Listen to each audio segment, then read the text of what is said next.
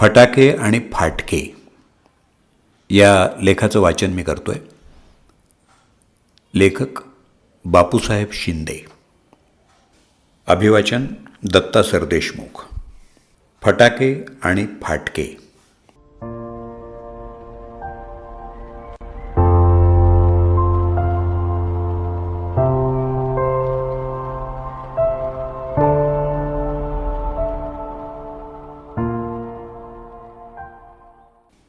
परवा सहज बाहेर पडलो. दिवाळी तशी म्हटलं तर संपत आली होती. तसंही हल्ली दिवाळी 5 वरून 2 दिवसांवर आली आहे. म्हटलं जरा सकाळी सकाळी फेरफटका मारून येऊ. असाच रस्त्यानं एकटा चालत होतो. अचानक माझी नजर रस्त्याच्या दुसऱ्या बाजूला गेली. 4-5 पोरंपोरी, वय जेमतेम 7 ते 10 वयोगटातले असतील. पोरं तशी फक्त चड्ड्या घालूनच होती आणि त्या पण बऱ्याच ठिकाणी फाटलेल्या, नाहीतर ठिगळ जोडलेल्या. पोरींचे कपडे पण तसेच ठिगळांचेच. प्रत्येकाच्या हातात झाडू होता आणि ते रस्त्याला पडलेले फटाक्यांचे कागद झाडून काढत होते. जेवढा आनंद आमच्या पोरांच्या चेहऱ्यावर फटाके फोडताना दिसत होता त्यापेक्षा दुप्पट त्या मुलांच्या चेहऱ्यावर होता. जणू त्यांच्यातच शर्यत लागली होती, जास्त कचरा कोण साफ करतो याची. मला कुतूहल वाटलं त्यांचा उत्साह आणि ती धावपळ पाहून. मी सहज रस्ता पार करून त्यांच्याकडे गेलो. सर्वांना बोलावलं आणि विचारलं, का रे, एवढी का गडबड सुरू आहे तुमची? हे ऐकून त्यातला एक पोरगा म्हटला, आमचे आईबाप रस्त्याची साफसफाई करतात. आम्हाला दिवाळीची सुट्टी आहे म्हणून त्याने आम्हाला सांगितले, जो जास्त झाडलोट करेल त्याला भरपूर दिवाळी फराळ आणि नवीन कपडे मिळतील. आणि प्रत्येकानं आपल्या आपल्या कचऱ्याचे वेगवेगळे ढीग करायचे. मग आमचे आईबाप त्यात काय फटाके असतील तर ते आम्हाला शोधून वाजवायला देणार.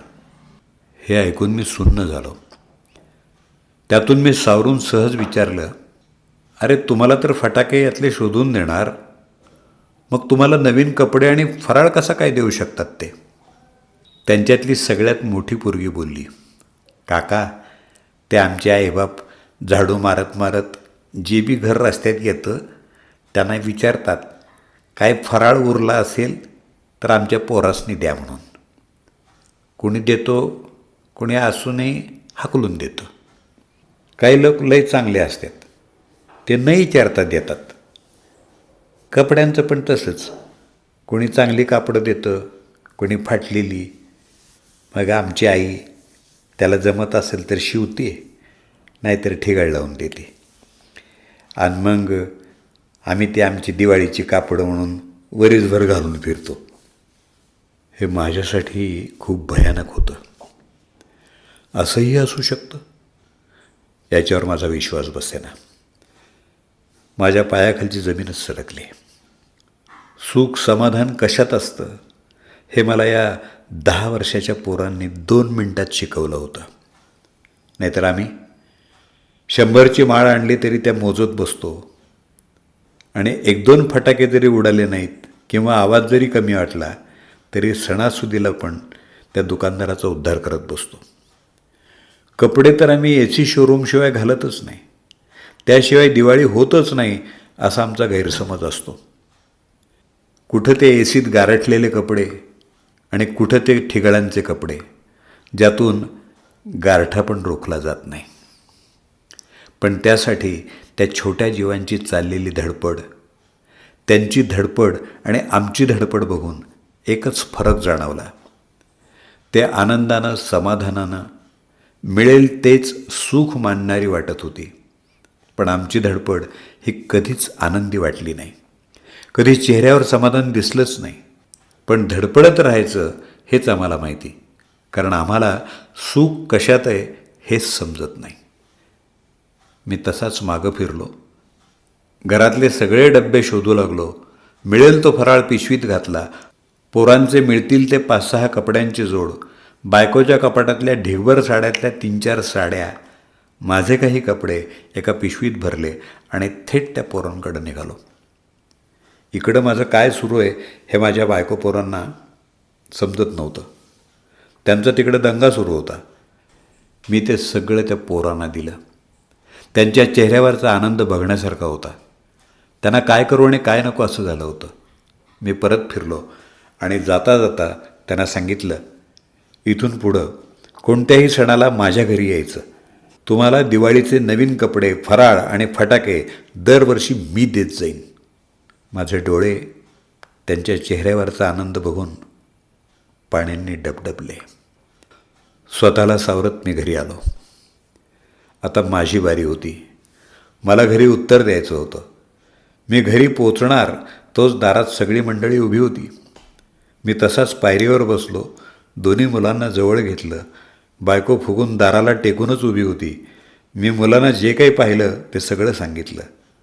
आपण आपल्या ऐपतीप्रमाणे भारीत भारी कपडे, दागिने, सुगंधी साबण आणि सुगंधी उठणं लावलं तरच दिवाळी होते असं समजून आपण विनाकारण किती वायफळ खर्च करतो. आणि समाजात असे कितीतरी लोक आहेत ज्यांना साधं साबण, तेल अशा साध्या साध्या त्यांच्या हक्काच्या गोष्टी मिळत नाहीत. हे समजावू लागलो. तुम्ही 2 फुलभाज्या कमी घेतल्या तर रुसून बसता, पण ती मुलं तुमच्या उडवलेल्या फटाक्याच्या ढिगातून एखादा न उडालेला फटाका मिळेल का या आशेनं मन लावून तुम्ही केलेला कचरा साफ करतायत. हे समजावण्याचा प्रयत्न मी करत होतो. ती पोरं रस्ता झाडत झाडत आमच्या घराजवळ आली होती. आमच्या घरचे सगळे एकटक त्यांच्याकडे पाहत होते. सगळ्यांचे चेहरे पडले होते. तोच माझा छोटा मुलगा माझ्याजवळून उठला आणि थेट घरात गेला आणि लपवून ठेवलेलं एक टिकल्याचं पॅकेट आणि बंदूक घेऊन बाहेर आला आणि सरळ त्या पोरांकडे गेला आणि ते त्यानं देऊन टाकलं.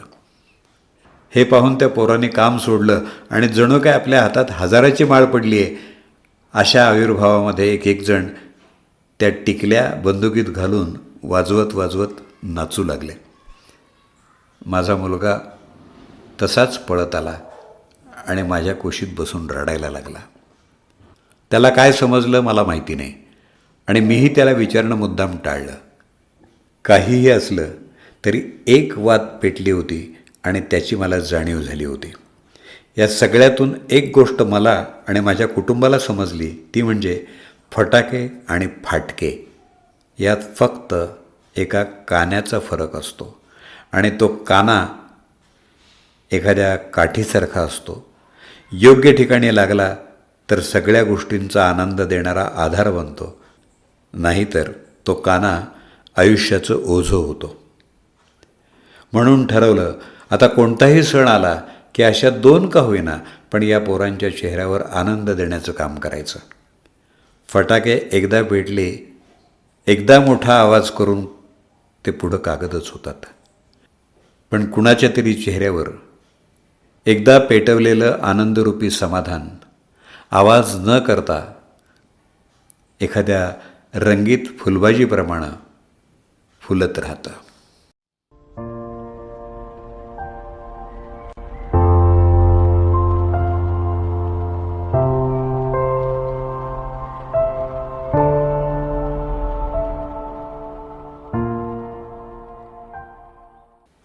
फटाके आणि फाटके. बापूसाहेब शिंदे यांच्या लेखाचं वाचन मी केलं. त्यांचा संपर्क क्रमांक उपलब्ध नाही. कुणाला माहीत असल्यास त्याने आम्हाला जरूर कळवावा. या पोस्टचे संकलक प्राध्यापक माधव सावळे. अभिवाचन दत्ता सरदेशमुख. 8329730186.